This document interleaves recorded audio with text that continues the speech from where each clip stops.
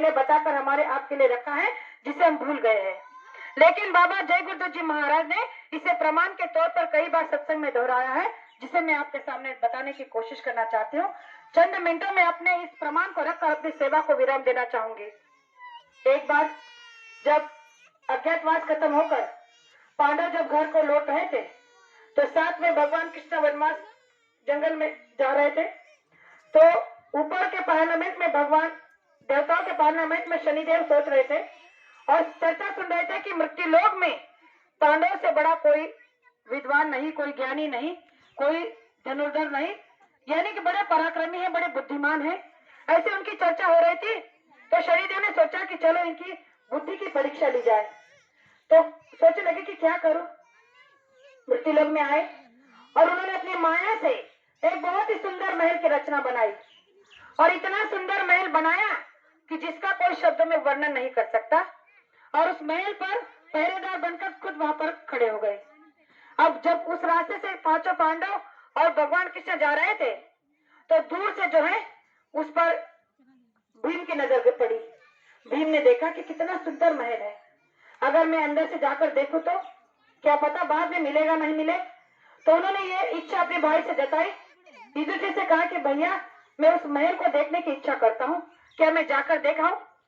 तो युधिष्ठिर ने कहा कि कोई बात नहीं, लेकिन संभल के जाना और जल्दी आना। अब जैसे ही भीम उस द्वारपाल पर पहुंचे, तो वहां पर द्वारपाल बनकर शनिदेव पहले से विराजमान थे, वेश बदल कर। तो भीम अंदर जाने लगे तो उन्होंने रोक दिया, कहा कि ठहरो ठहरो, कहाँ जा रहे हो? भीम ने कहा कि ये महल देखने की मेरी बड़ी इच्छा हो रही है, बड़ा सुंदर महल है, मैं इसे देखना चाहता हूँ। तो द्वारपाल पर शनिदेव ने उनसे एक शर्त रखी।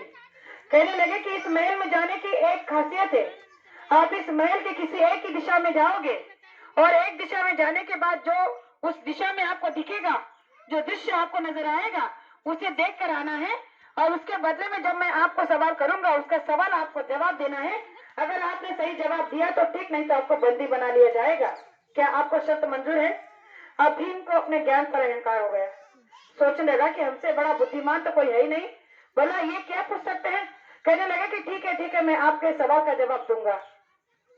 और भीम जो है पूरब की दिशा में चले गए, पहली दिशा में। रास्ते जब जा रहे हैं उस महल के अंदर, तो क्या देखे कि बड़े ही रंगी बिरंगी पेड़ है, फलों फूलों से एकदम लदे हैं। इतना सुंदर दृश्य कि कोई उन्होंने संसार में आज तक देखा नहीं था। बहुत ही सुंदर दृश्य वहां नजर आ रहा था। लेकिन आगे चलकर क्या देखते कि वहां पर दो छोटे कुएं और एक बड़ा कुआं है। अब उन्होंने देखा कि दो छोटे कुएं आसपास में है, एक बड़ा कुआं बीच में है। लेकिन उनका आश्चर्य यह हो रहा था कि दो कुओं का, जो छोटे कुएं का पानी था, वो बड़े कुएं में निरंतर बहता जा रहा था और वो दोनों कुएं पानी से लबालब भरे थे और वो पानी बहता जा रहा दोनों कुओं का, लेकिन बड़ा कुआं भरने का नाम ही नहीं ले रहा है। अब कई बार वो कई देर वहां सोचते रहे कि अब भर जाए तब भर जाए, लेकिन काफी समय होने के बाद उन्होंने देखा कि ये कुआं तो भर ही नहीं रहा है। तो ये बड़ा आश्चर्य है। और इसी आश्चर्य को देखते हुए जब लौटे, तो वहां पर शनिदेव ने उनसे पूछा कि भाई आपने क्या देखा?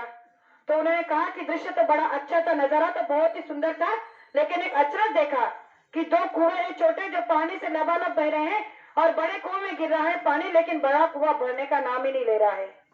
तो शनिदेव ने उनसे पूछा कि बताइए इसका रहस्य क्या है, क्या है प्रमाण इसका? तो भीम ने कहा कि मेरे पास इसका जवाब नहीं है। तो उसे शर्त के मुताबिक बंदी बना लिया गया। अब काफी समय हो गया। युधिष्ठिर ने अर्जुन से कहा कि जाओ देख कर आओ, भीम अभी तक क्यों नहीं आया, जाकर उसे लेके आओ। जैसे अर्जुन वहां पहुंचे तो महल को देखकर उन्हें भी लालसा हो गई। शर्त के मुताबिक वो भी पश्चिम की ओर चले गए। और जब वो भी गए तो उन्होंने क्या देखा कि दो खेती है, एक खेत में बाजरा और एक खेत में मक्का है। लेकिन अचरज क्या है कि जिस फसल से मक्का का जो फसल है उसमें से जो है बाजरा निकल रहा है और जो बाजरा है उसमें से मक्का निकल रहा है। अब अर्जुन सोच रहा है कि फसल तो मक्के की है लेकिन बाजरे का कनस है, और इधर तो मक्के का फसल है लेकिन बाजरे का कनस निकल रहा है, ये कैसे हो सकता है? भला जो हम बोएंगे वही तो आएगा। यहाँ पे मक्के में से बाजरा और बाजरे से मक्का आ रहा है, ये अचरज आज तक मैंने देखा नहीं, ये क्या है? तो जब वहां से लौटते हुए आए, भीम नहीं मिला तो सोचते वहां आए। तो शनिदेव ने पूछा कि आपने क्या अचरज देखा? तो शनिदेव ने पूछा तो अर्जुन ने कहा कि हमने देखा कि दो खेती है और दोनों में अलग अलग फसल है, लेकिन फसल अलग अलग तरह से निकल रही है। तो शनिदेव ने पूछा कि इसका जवाब दो कि क्या है संकेत। अर्जुन से भी इसका कोई जवाब नहीं मिला, उन्हें भी बंदी बना लिया गया। अब उन्हें ढूंढते हुए नकुल आए। नकुल भी उत्तर की दिशा में चले गए तो उन्होंने एक और अश्रद्ध देखा, और वो ये था कि एक गाय अपने छोटे से बछड़े को अभी अभी जो उसने जन्म दिया था उस बच्चे को चाट रही थी, और इतनी चाट रही थी कि वो बछड़ा जो है खून से लथपथ हो गया। अब लगने लगा था कि ये बच्चा मर जाएगा बछड़ा, लेकिन गाय जो है उसे चाटे जा रही है। अब नकुल सोचने लगा कि ये कैसा अचरज है, भला एक माँ अपने बच्चे को इस तरह से बेरहमी से कैसे मार सकती है। और इसी अचरज को देखते हुए भी पहुंचे, उनके पास भी कोई जवाब नहीं था, उन्हें भी बंदी बना लिया गया। अब सहदेव आए। शर्त के मुताबिक वो भी आखिरी दिशा में गए, दक्षिण की ओर। तो उन्होंने एक बहुत ही बड़ा विलक्षण अचरज देखा, और वो ये था कि एक बहुत बड़ा पत्थर, बहुत बड़ी शिला ऊपर से गिर रही है, और गिरते गिरते जैसे आई तो एक छोटा सा पौधा, एकदम छोटा सा हरा पौधा उस पत्थर को जैसे लगता है तो वो पत्थर वो शिला वही टिक जाती है। अब सहदेव सोचने लगे कि इतना विशाल पत्थर इस छोटे से पौधे पे आकर टिक गया, ऐसे भला कैसे हो सकता है। तो इसी सोच में वो भी वहां पहुंच गए। शनिदेव ने उनसे भी पूछा तो उनके पास भी कोई जवाब नहीं था। अब चारों भाइयों को बंदी बना लिया गया। या युधिष्ठिर सोचते रहे कि मेरे भाई कहाँ चले गए।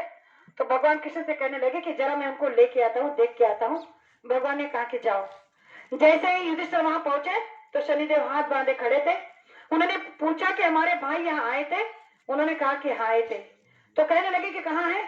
तो उन्होंने सारा वृत्तांत बताया कि भाई इस महल को देखने की 4 खूबियां थी।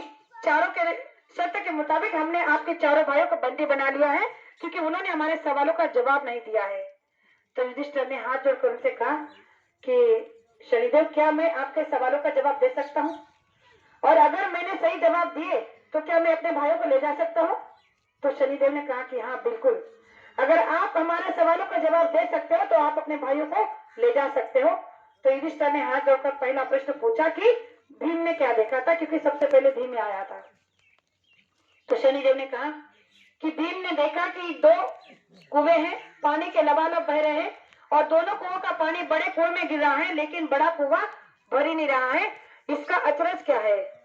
तो युधिष्ठिर ने हाथ जोड़कर प्रणाम किया और कहा कि ये कलयुग का सबसे बड़ा संकेत है, जो बहुत ही बुरा है।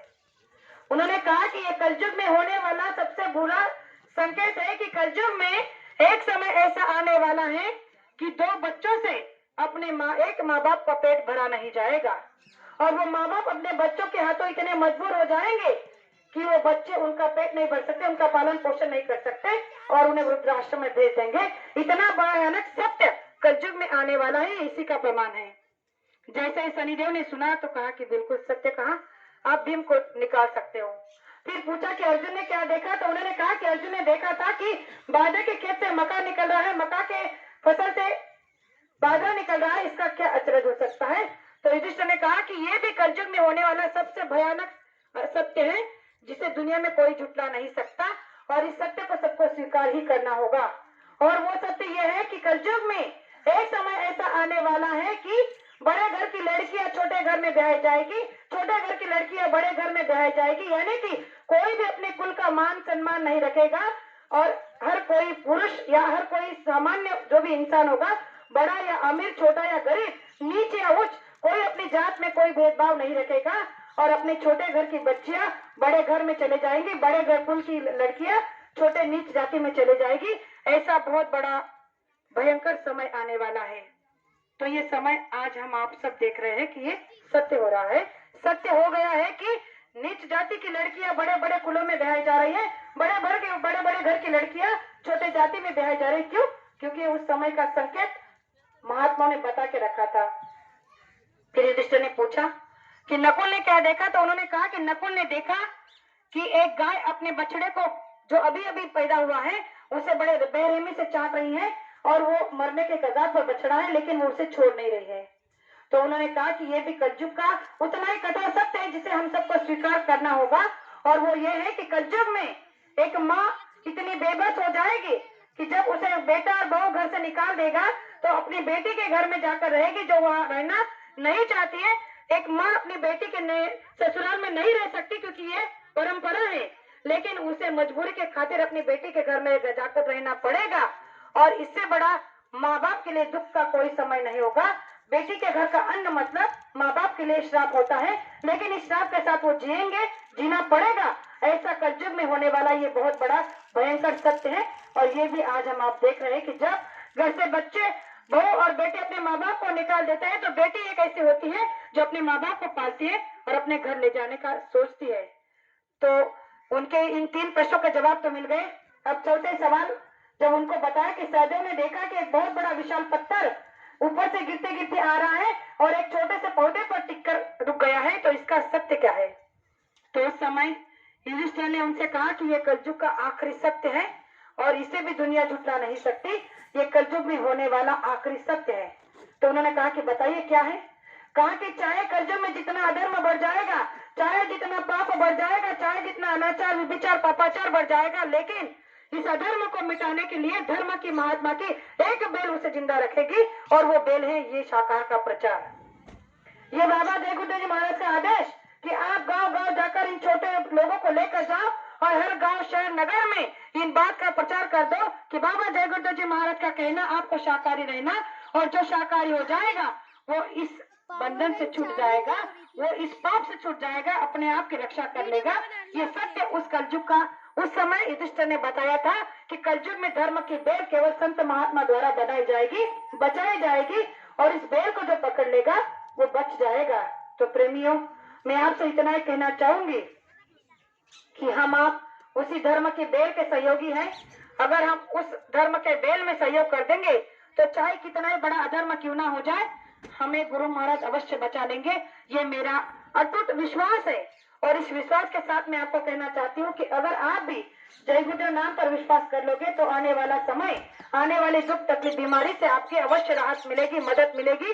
ये बाबा जय गुरुदेव जी महाराज का अटल सत्य है, उनका वाक्य है, इसे कोई मिटा नहीं सकता। इसलिए कहा जाता है कि कर भरोसा जय गुरुदेव नाम पर, कर भरोसा जय गुरुदेव नाम पर, धोखा कभी न खाएगा।